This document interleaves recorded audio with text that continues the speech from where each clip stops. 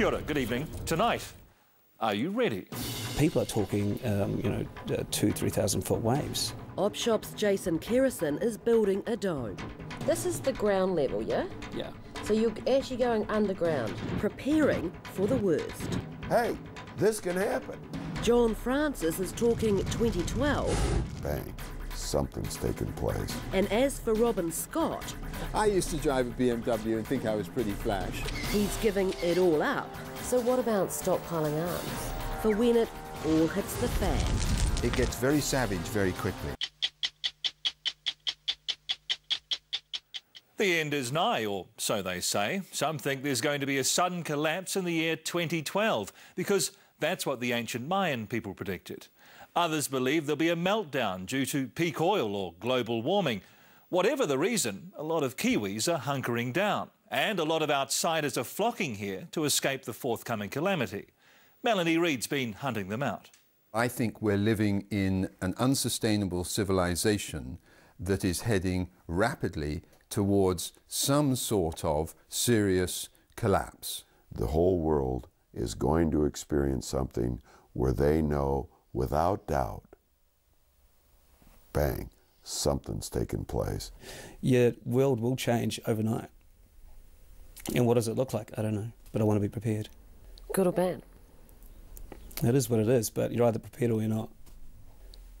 There seems to be an increasing number of people getting ready, but getting ready for what?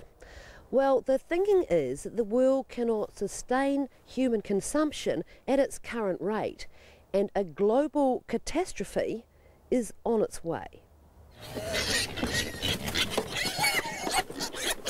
They're chunky little chaps with round little bellies. Robin Scott switched hemispheres because he wants his family to survive. Noisy little buggers too. He bought a block on the foothills of the Alps not far from Darfield and is well on the way to self-sufficiency.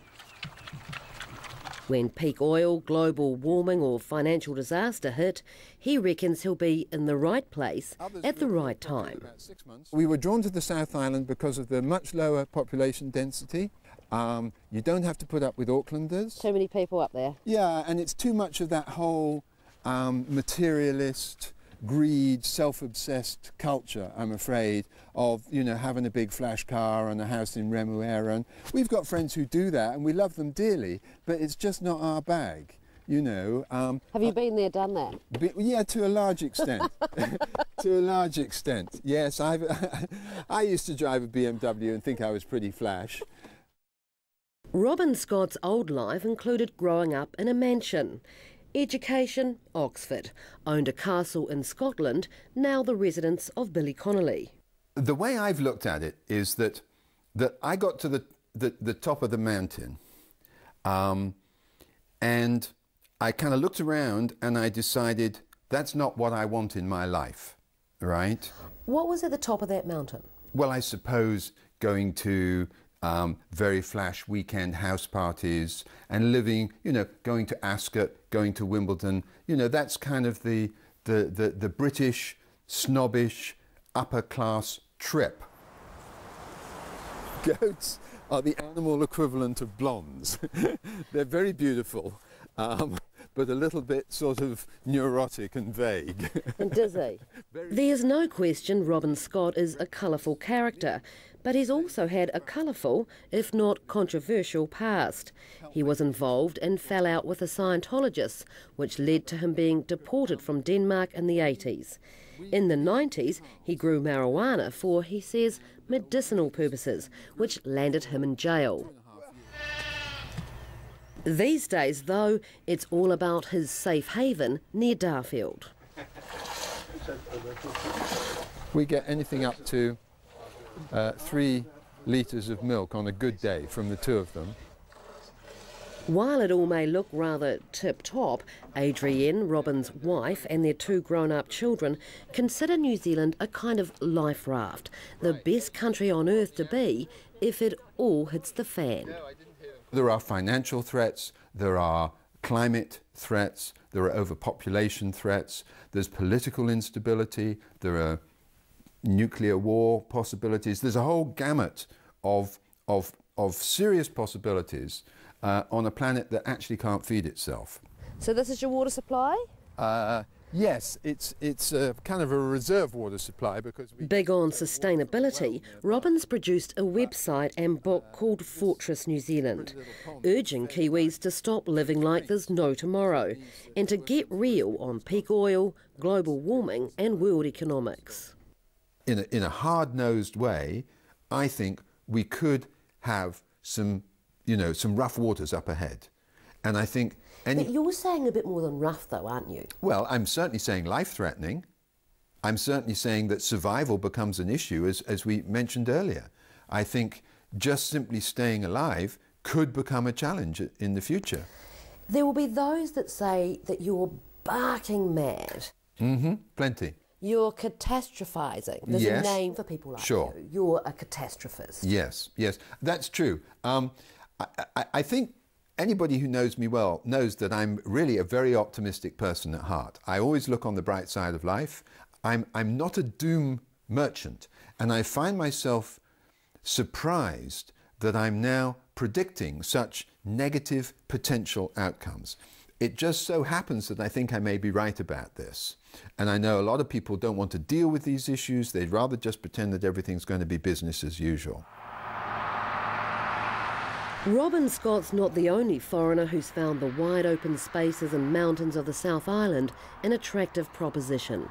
Most of the things that are accumulated try to get things that are energy intensive, if I do. Kent Palmer has studied and built a career on biology, ecology and environmental ethics. He too thinks the writing's on the wall and is getting prepared. And you've got a lot of trees planted? Oh, several hundreds, yep. One of the things with peak oil, one of the first things we thought of is that if we want to get anywhere, we're going to have to use a little transport, and probably not going to be able to use my little truck. So we just thought, well, bicycles are probably the most efficient kind of transportation as long as the roadways stay semi-passable.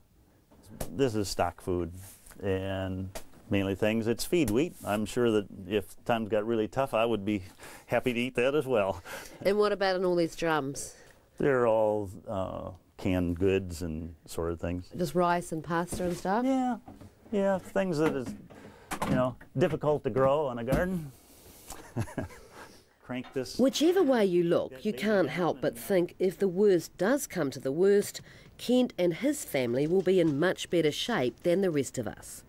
As he puts it, once you get it, there's no going back. It's very hard you can't wipe out knowledge or the information. You can't take it away. Once you know there isn't a Santa Claus, well, it's very hard to go back to a point where you believe in Santa Claus. Well, once you know that peak oil exists, and once you know that we're over-harvesting fish, once you know that, lots of ecological dilemmas, it's very hard to wipe that out of your consciousness. So that's, and you try little bits to change. And you move beyond the fact of, I'll probably save the world by recycling my plastic containers. It's going to take a lot more than that. What this shift is about is going from self to soul. Up north of Auckland, they're also getting ready for whatever the planet may throw at them. What part of creation is outside creation? Their way, collective consciousness, and their guru, American John Francis. I would say that if you were to